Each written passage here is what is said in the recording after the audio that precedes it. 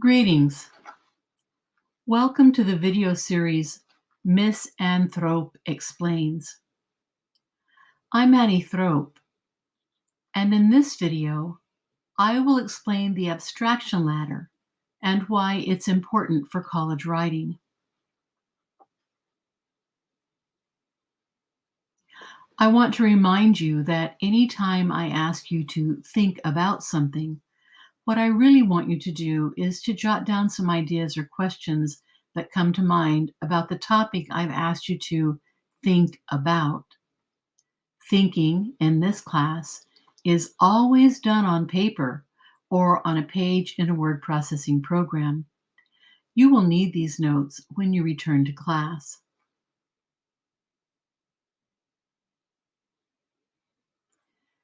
The abstraction ladder is a way of thinking about our thinking. The abstraction ladder does for words what Bloom's cognitive taxonomy does for thoughts and ideas. It's a way of classifying the language we use to understand better how to communicate our ideas. Our understanding of the abstraction ladder comes from a wonderful book entitled Language in Thought and Action by the cultural linguist Hayakawa. To explain the abstraction ladder, I will tell you about some of my experiences, and then I will explain a few of the ways we can apply the abstraction ladder to our writing and to our reading. In class, your writing instructor will take what I've covered in this video and show you how to apply it even further.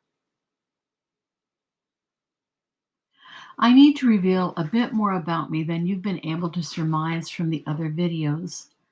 Something that's not readily apparent, but which is rather important to me. I own a cow, a marvelous beast with courage and intelligence. Her name is Bessie, and she's the most amazing cow who has ever lived. One of the first things I do every morning is to run outside and feed Bessie. She waits for me by her trough, and I can tell she's happy to see me. Bessie is always in a good mood, and she's always good company. But let's step back from my life for a second and examine what we know. We know two facts. I own a cow. That cow's name is Bessie. I want you to think about the image of cow you have in your mind right now. How certain are you that the image of a cow you have in your mind matches what Bessie looks like?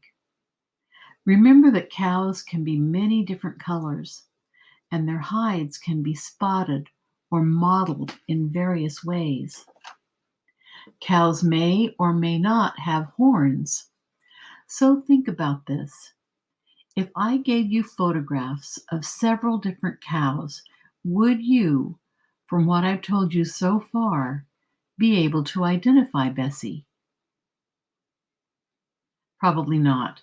But if I were to introduce you to Bessie and you were able to see her, hear her moos, smell her essence of bovine, reach out and pet her, the image you conjure up in your head would correspond with my cow now, wouldn't it? So let's think about how we know something. The lowest level of the abstraction ladder is what we know through our senses. This is concrete knowledge. We can see it, smell it, touch it, taste it, hear it.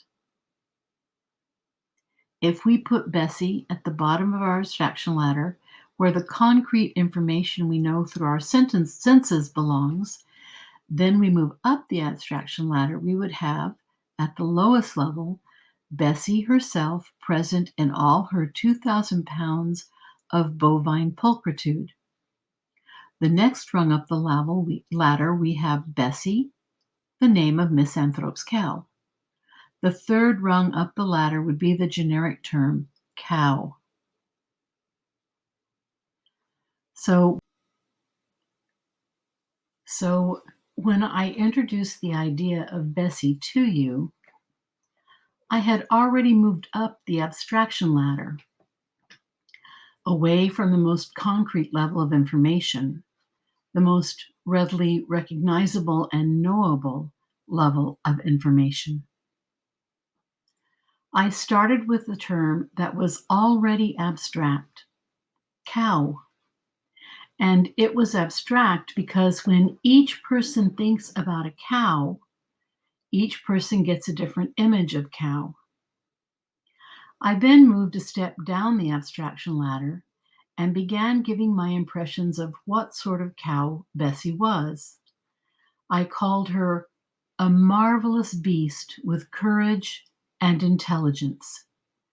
Now, I'd like to relay an anecdote about Bessie to explain what I mean by marvelous and intelligent. Several years ago, my brother Michael and his family came to visit me. Michael's wife Becky loves to cook and bake, and she suggested that I invite all my friends and neighbors over for a little party. She would prepare everything, and she did. She made 7 different kinds of Jello salad, 5 different kinds of pasta salad. She made fried chicken and biscuits, and she made pecan pie, blueberry pie, and chocolate pie. She also decorated my backyard with luminarias and set up several long tables from a company that rents party supplies. As my friends and neighbors trickled in, she moved all the food out to the tables. Then she dragged a huge chest of ice out on the back and filled it with soda and beer.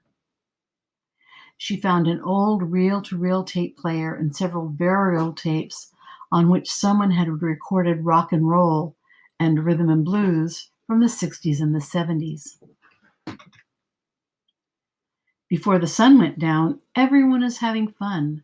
People were laughing and joking and eating and chugging Diet Pepsi as if they had never eaten fried chicken or Jello salad before.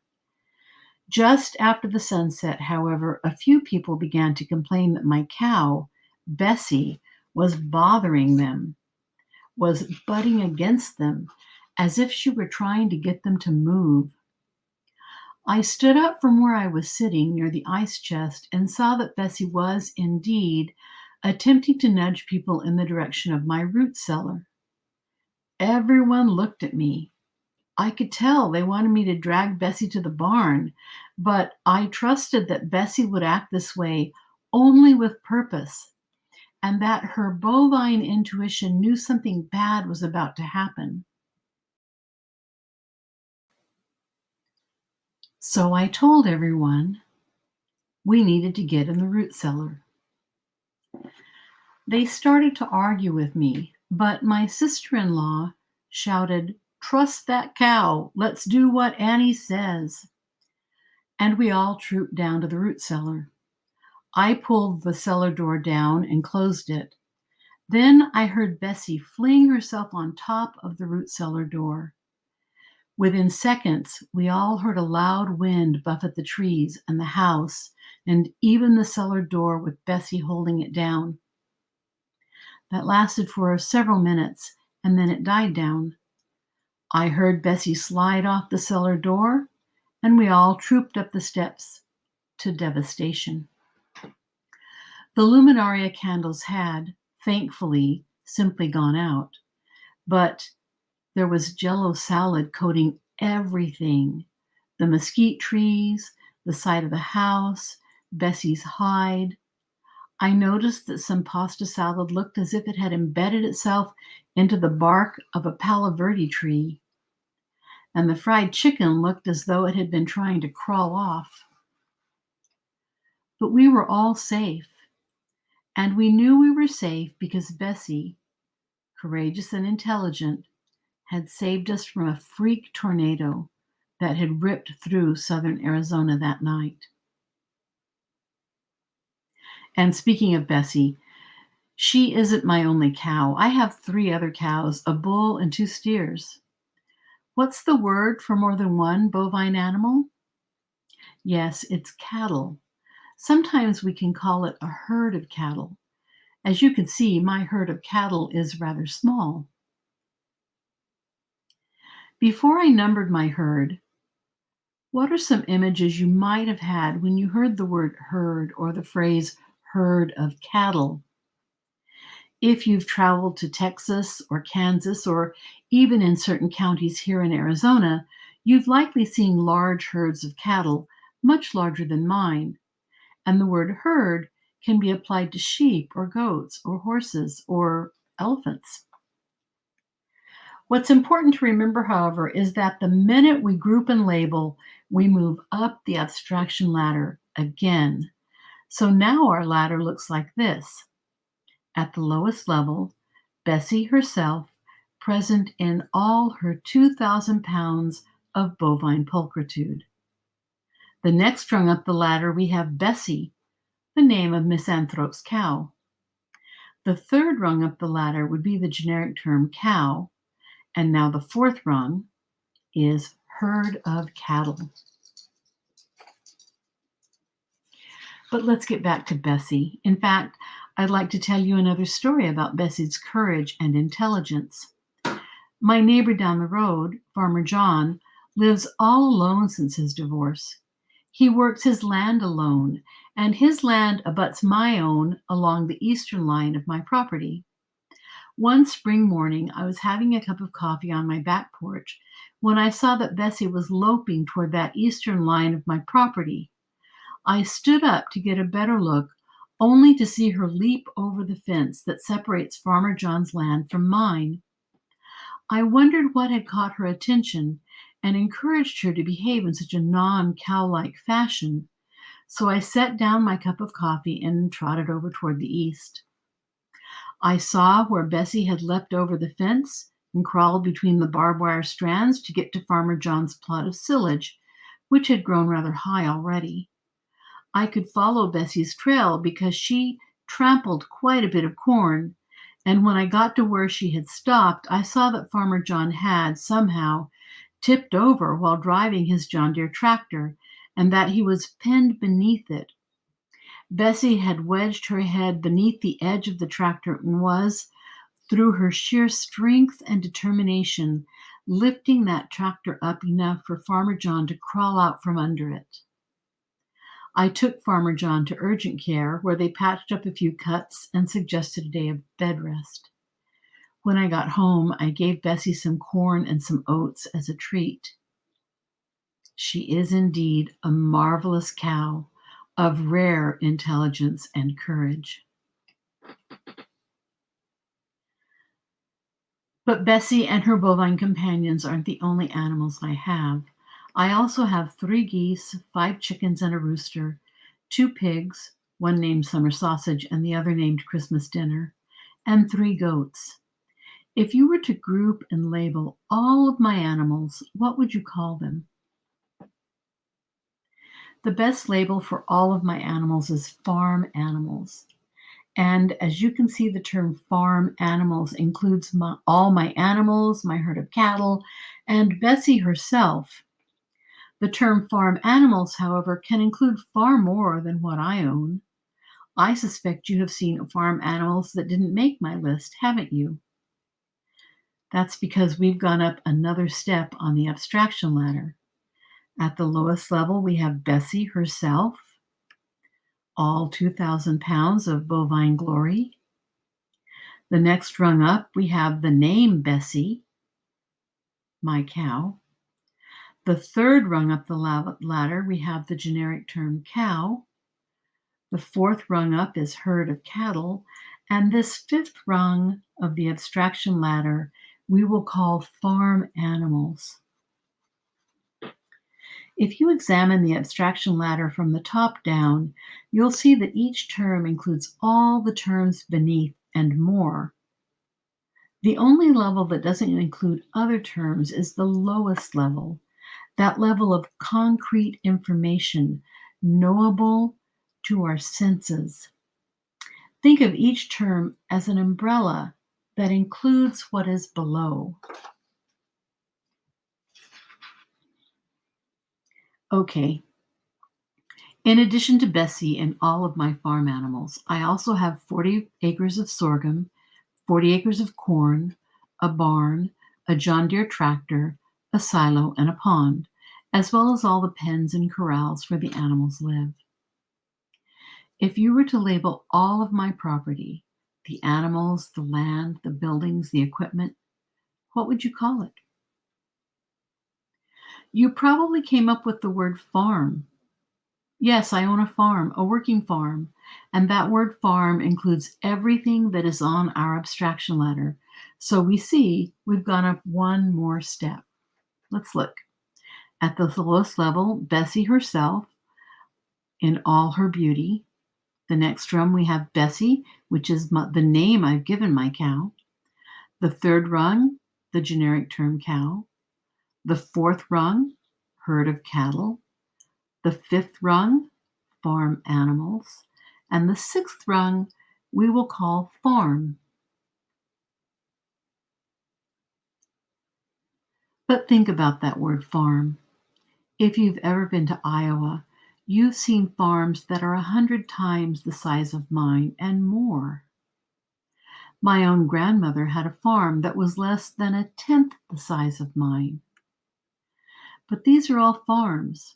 As you can see, the farther up we go on the abstraction ladder, the bigger the term becomes. If we stop to think about all the possible concrete examples that can go into the abstract terms, we can see just how big those words are. And the more abstract a word is, the more we need to be careful when we use it. Our readers may not have the same concrete understandings of the abstract words we use. It's our job to give enough information from the lower rungs of the ladder to help them understand just how we are defining each particular abstract term. But I want to tell you another story about my cow Bessie, one more remarkable adventure. When my brother and his family visited me and we had that freak tornado that ripped through southeastern Arizona and did so much damage to my sister-in-law's party, Bessie had already shown just how intelligent she was. Michael's son, my nephew Will, was only about 3 years old at the time.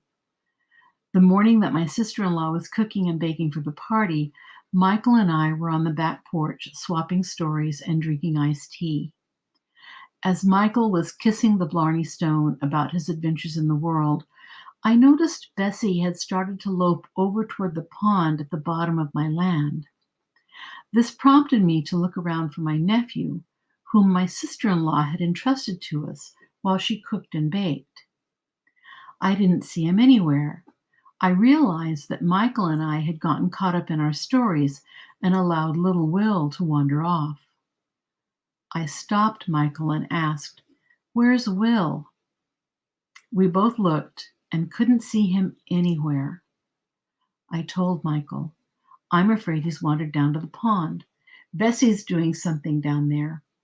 Let's go take a look." We ran as fast as we could, and when we got to the pond, we saw Bessie, who had pulled Will out of the pond by nipping the edge of his little t-shirt with her teeth, tapping little Will's chest with her front hoof. Will coughed up some mud and started to cry. Bessie had rescued my little nephew. She had saved his life. This cow is a treasure. A few years ago, before I had the 40 acres where I planted corn for silage, and this means corn for animal feed, not corn for human consumption, I knew I wanted to expand my holdings, and I knew I wanted to plant corn so I wouldn't have to buy as much feed for my animals. Some acreage to the south of me came up for sale, and I went to see my banker, who also happens to be Farmer John, to ask if I could get a loan for that land. Now, I run my farm as a business. That means when I want a loan, they don't check my credit. They ask me for collateral. That word collateral means something specific in the banking world. It means assets an individual holds that she can use to ensure that she will pay back her loan. And that's exactly what Farmer John asked me. Then he chuckled. In my case, collateral means all my property, my land, the buildings on my land, my farming equipment, and all my animals, including Bessie. Collateral is different for each person because each person owns entirely different things. But Farmer John chuckled because he and I both know that Bessie is far, far more than just collateral. And once more, we've gone up the abstraction ladder, one more rung. At the lowest level, Bessie herself, in all her bovine beauty. The next rung, we have the name, Bessie, my cow. The third rung, the generic term cow. The fourth rung, herd of cattle. The fifth rung, farm animals. The sixth rung, farm. And this seventh rung on the abstraction ladder, we will label collateral. Think about that word, collateral. Think about how that word includes everything beneath it on the abstraction ladder and much, much more.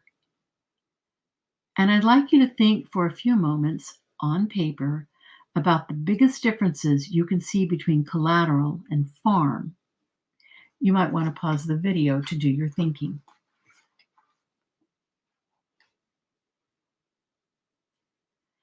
With the word farm, you can conceive of an image.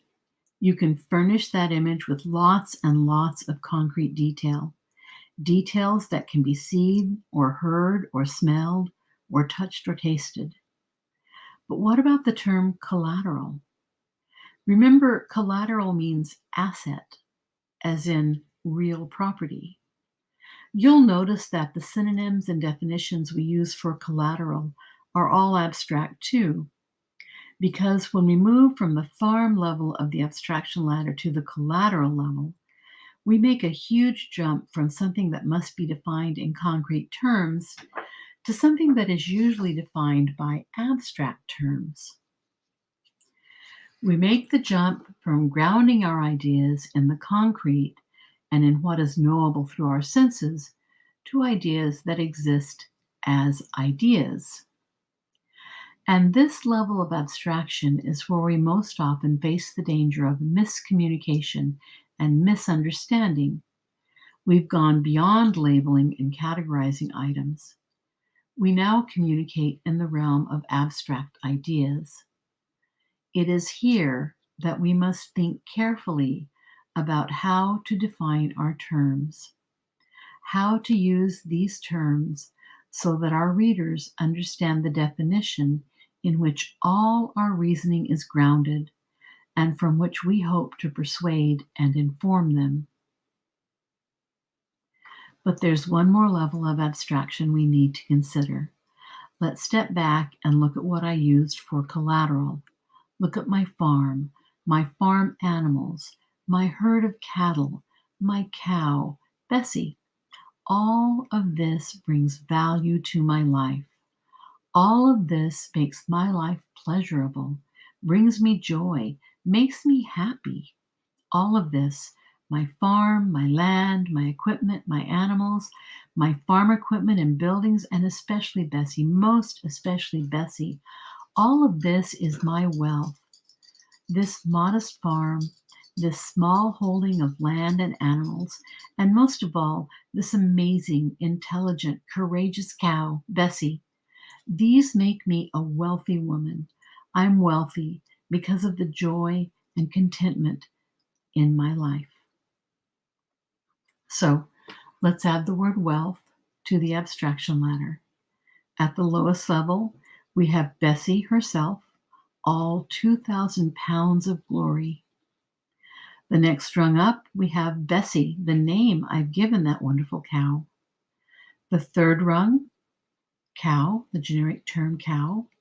The fourth rung, herd of cattle. The fifth rung, farm animals. The sixth rung, farm. The seventh rung, collateral. And on the final rung, we will put the word wealth.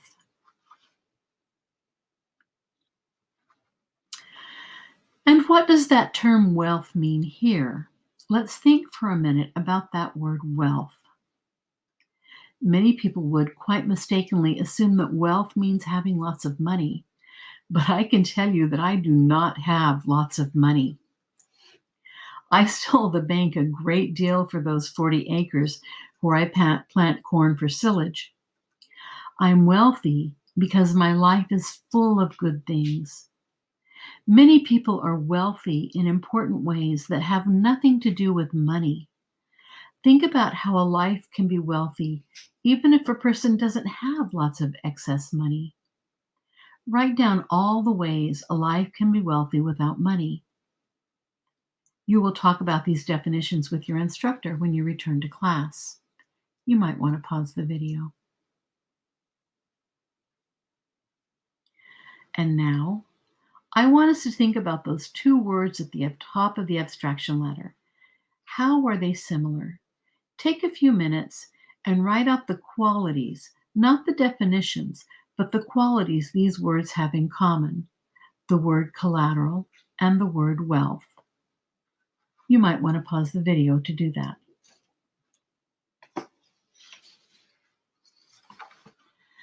You probably found some very interesting ways to draw similarities between these two words, but here are two I want you to add to your lists. Both words are abstract, meaning both words have a multiplicity of definitions. Both words exist in the world of ideas rather than in the world of concrete objects. And now for a moment, think about how these words are different. The word collateral belongs to the world of business, where it has a limited definition. In fact, we could say it has a denotative definition, meaning it's used in very specific ways in the business world. The dictionary definition is always good enough to understand its meaning. The word wealth, however, is a word with a strong connotation. Our culture gives the word wealth a strong, positive connotation. When most speakers use the word wealth, they are identifying something of value, whether it's money or the love we have in our families, or the richness of our social lives, or our hobbies, or our marvelous pets. In addition to the strong connotation our culture vests in the term wealth, each of us defines this term from our values. And that makes the word wealth, and others like it, other words that our culture invests with a strong connotation, but which each of us defines individually from our values, very powerful. And you will be discussing this with your writing instructor when you return to class. You might want to make a short list of words you believe are similar to wealth, not synonyms, but words that have a strong cultural connotation and that each person defines from her value system. You will need these notes when you return to class. One more task you must perform before you return to class is to compare the abstraction ladder with Bloom's cognitive taxonomy. Be prepared to discuss how they are similar and how they differ when we use them in academic thinking and writing. Oh, and one last little bit about Bessie. She has only 3 legs. Thank you for viewing this video in the Miss Anne Thrope Explains series.